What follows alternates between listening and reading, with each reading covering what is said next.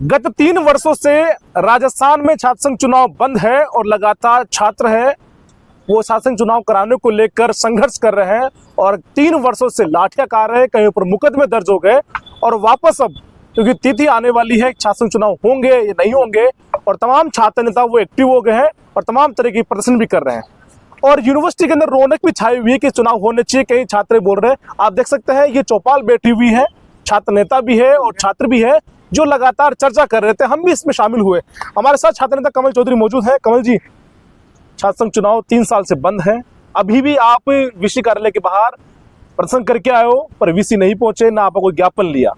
क्या छात्र संघ चुनाव होंगे या नहीं होंगे? अगर होंगे तो कैसा रहेगा, अगर नहीं होंगे तो आगे क्या गतिविधि रहेगी? देखो, पिछले 3 साल से छात्र संघ चुनाव बंद है, आप भी देखते आए हो और सभी को ये पता है कि हम छात्र संघ चुनाव बहाल करवाने के लिए मजबूती से लड़ाई लड़ रहे हैं। पहले हमने टंकी पे चढ़ के भी आंदोलन किया, भूख हड़तालें भी हमने की और पुलिस से भी हमारा आमना सामना हुआ, काफ़ी लाठीचार्ज हुआ, हमारे काफ़ी साथी घायल हुए। अब फिर अगस्त आया है, पिछली बार तो हमें उम्मीद थी भाई चलो ठीक है इस बार बंद है, अगली बार हो जाएंगे, तो अब फिर वापस अगस्त आया और इस बार जो हमारे एडमिशन हो रहे हैं उसमें छात्र संघ चुनाव की हमारे से फीस ले रहे हैं। तो अगर वो फीस ले रहे हैं तो उनको छात्र संघ चुनाव करवाने चाहिए। इसी को देखते अभी तक सरकार की तरफ से कोई तिथि घोषित नहीं हुई, तो हम सब लोग मजबूती से छात्र संघ चुनाव बहाल करवाने के लिए तमाम विश्वविद्यालय के छात्र नेता, प्रदेश के छात्र नेता इस बार मजबूती से लड़ाई लड़ रहे हैं और आप भी देख रहे हो कि शुरुआत हो चुकी है। पहले हम शांतिपूर्वक आंदोलन करेंगे, कोई किस तरीके से कर रहा है, कोई किस तरीके से, 10-15 दिन हम देखेंगे, या तो सरकार हमारी बात सुनती है, नहीं फिर से हम बड़ा क्रांतिकारी आंदोलन करेंगे और हनुमान जी बेनीवाल इसका नेतृत्व करेंगे। पिछली बार भी उन्होंने हमारा पूरा साथ दिया था और तमाम पूरे राजस्थान में हम लोगों ने आंदोलन खड़ा किया था छात्र संघ चुनाव में। छात्र संघ चुनाव को लेकर यूनिवर्सिटी में प्रत्येक छात्र से कुछ यहाँ रकम ली जाती है कि चुनाव में रकम खर्च होगी, तो कितने छात्र पढ़ रहे हैं और कितनी रकम ली जा रही छात्रों से? देखो, 30,000 के लगभग छात्रों का यहाँ प्रवेश होता है और सभी से 165 रुपए के लगभग इनसे राशि ली जाती है छात्र संघ चुनाव के लिए। पिछले 3 साल से ये ले रहे हैं, अवैध वसूली कर रहे हैं। हम इसका विरोध कर रहे हैं, भाई छात्र संघ चुनाव नहीं हो रहे फिर भी आप ये लोग फीस क्यों ले रहे हो? तो लगभग ये राशि 1.5-2 करोड़ के लगभग पहुंच चुकी। अच्छा, 1 साल की 50 लाख 165 के हिसाब से, हाँ लगभग 50 लाख 1 साल की पहुंच रही है। तो 1.5 करोड़ रुपए इनके खाते में जा रहा है। इनके खाते में जा रहा है। उसी के साथ हम ये बात करते हैं, इसका क्या आपके पास हिसाब है? तो आज दिन तक 3 साल में इनके पास उसका कोई हिसाब नहीं है। मैं छात्र नेताओं को भी ये पूछना चाहूंगा, जो बड़े संगठन एबीपी एनएसयूआई है, कि इस मुद्दे पे आज दिन तक आपने वीसी से बात क्यों नहीं की? हम लोगों ने ज्ञापन दिया और वीसी ने हमारी बात भी सुनी थी, लेकिन उसने उसका कोई अभी तक जवाब नहीं दिया। और हम फिर से अगर छात्र संघ चुनाव नहीं होते हैं तो बड़ा आंदोलन इसका करेंगे। और क्वेश्चन मनी एक बड़ा हमारे सवाल है, लगभग 70 करोड़ रुपए विश्वविद्यालय के पास क्वेश्चन मनी अटकी हुई है बच्चों की। अच्छा, इन्होंने क्या है कि जैसे प्रवेश होता है तो उसमें विश्वविद्यालय मेंटेनेंस और कुछ ऐसी चीजों के 300-400 रुपए पर स्टूडेंट ये काटते हैं। तो ऐसे करते हुए आज लाखों छात्रों की फीस बाकी है। इन्होंने ऐसा नियम बना रखा है कि जब आपकी कॉलेज ग्रेजुएशन कंप्लीट होगी तो आप जो फर्स्ट ईयर की जो स्लिप है वो दिखाओगे तो ही आपको हम वो पैसे वापस रिफंड करेंगे। अच्छा, तो अब फर्स्ट ईयर का बच्चा फर्स्ट ईयर की स्लिप लास्ट में फाइनल में कैसे संभाल के रखेगा? तो इन लोगों ने वो इतनी बड़ी प्रक्रिया उसकी कर रखी है रिफंड की, तो काफी लोगों को उसका पता नहीं है। तो लगभग 70 करोड़ रुपए विश्वविद्यालय के पास क्वेश्चन मनी भी अटकी हुई है। इसका तो जवाब कोई दे रहा है कि नहीं दे रहा? कोई जवाब नहीं है। सिंडिकेट की बैठक भी लगातार हो रही है यहाँ पे। देखो, सिंडिकेट में तो एक ही प्रकार के लोग बैठते हैं और ये आए दिन मन मर्जी से अपने काम कर रहे हैं। अभी आप पिछली बार जो देखा होगा आपने, जो नेक की जो टीम आई थी उसमें रिटायर्ड प्रोफेसरों को भी ये लोग नेक की टीम से वार्ता के लिए बैठा रहे हैं। तो नेक की टीम ने भी ये लताड़ा था इनको, भाई आपके पास जब बैठे हैं प्रोफेसर ऑलरेडी, तो आप ये जो रिटायर्ड हो गए इनको क्यों ला रहे हो? तो जो कुलपति महोदय है हमारी, इनको आने के बाद इतने भ्रष्टाचार हो रहे हैं यूनिवर्सिटी में, हर चीज में भ्रष्टाचार है। इन्होंने ठीक है रंग कलर करवा दिया, लेकिन अंदर से विश्वविद्यालय में क्या हो रहा है? अंदर से विश्वविद्यालय बिल्कुल खोखली है। छात्र आप देखोगे तो प्रत्येक छात्र पीड़ित है। कहीं भी जाओ आप, किसी भी कॉलेज में आप सुख सुविधाएं वहाँ देखोगे, पीने का पानी नहीं है, वहाँ के वॉशरूम जो है टूटे पड़े हैं। अब आप महारानी कॉलेज में ही देख लो, वहाँ मजारे बन गई, कुलपति को आने के बाद बनी है। कुलपति से अगर कोई बात करते हैं ये ऐसे करिए, मुझे तो पता ही नहीं है कब बनी। प्रिंसिपल से बात करो, प्रिंसिपल के पास गए तो वो कह रही है पहले वाले प्रिंसिपल से बात करो। पहले वाली से बात करते हैं, वो ये कह रही है मेरे को तो उस टाइम तो थी नहीं, अब बनी है।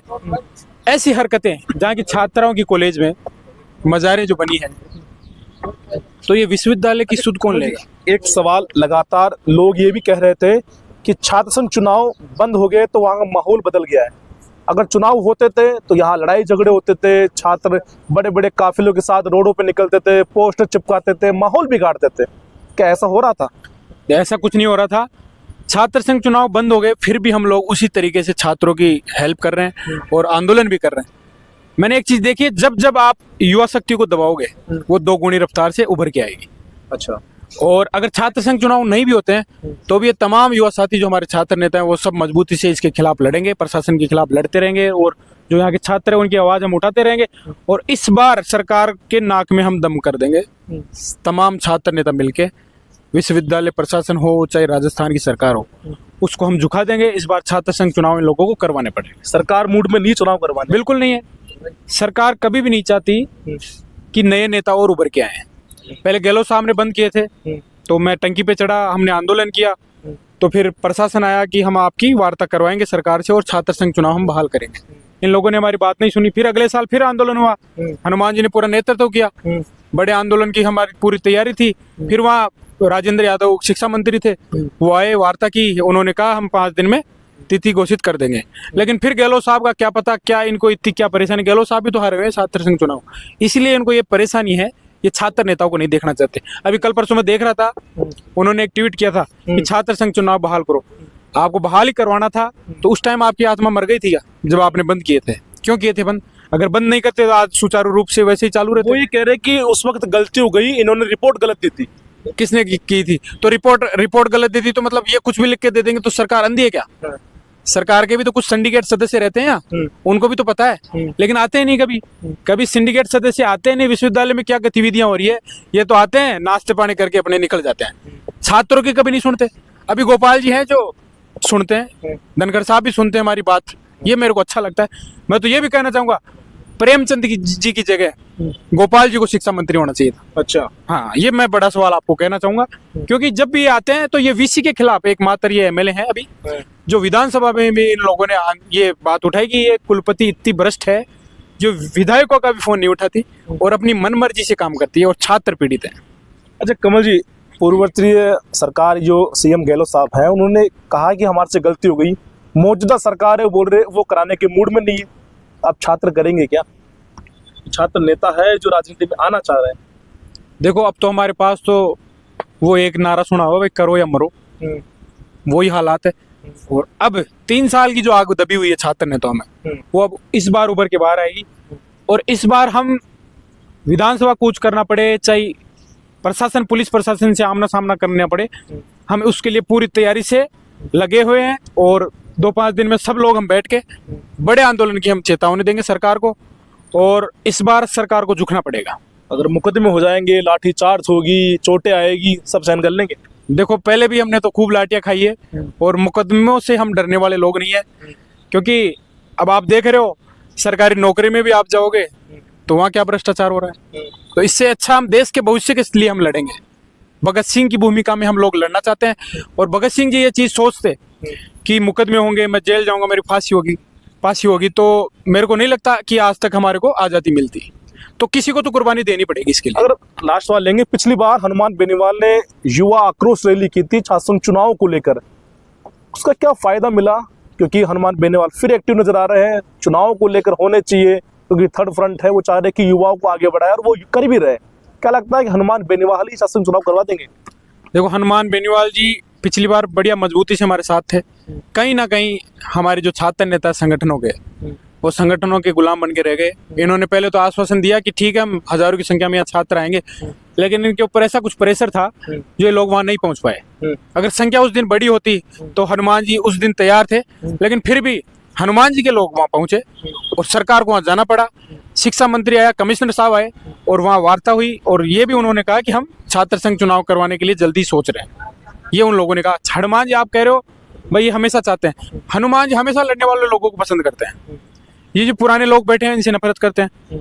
युवा लोगों को हमेशा आगे लाते हैं। अगर किसी पे मुकदमा हो रहा है, किसी के साथ गलत हो रहा है तो उसकी आवाज उठाते हैं। कई बार आप देखते हो विश्वविद्यालय के जो छात्र नेता यहाँ के अध्यक्ष हों, उनको अगर गिरफ्तार करते हैं गलत तरीके से, तो उसकी भी हनुमान जी हमेशा बात उठाते हैं। और हम भी उन्हीं के पद चिन्हों पे चलने की कोशिश कर रहे हैं। हम ये चाहते हैं कि ऐसे नेता तैयार हो जो मजबूती से आम किसान की, छात्र की, जवान की बात रख सके। बिल्कुल, विश्वविद्यालय कैंटीन है, वहाँ चर्चा चल रही थी। तमाम छात्र है जो बाहर से आए हुए एडमिशन के लिए, और तमाम छात्र नेता बैठे थे। चुनाव को लेकर चर्चा चल रही थी। हमने इनसे वार्ता करने की कोशिश की, कहा कि 3 साल हो गए हैं और इस बार हम आर पार के मूड में है। सरकार या चुनाव करवा दे, नहीं तो हम उनकी ईंट सीट बजाने के लिए तैयार है।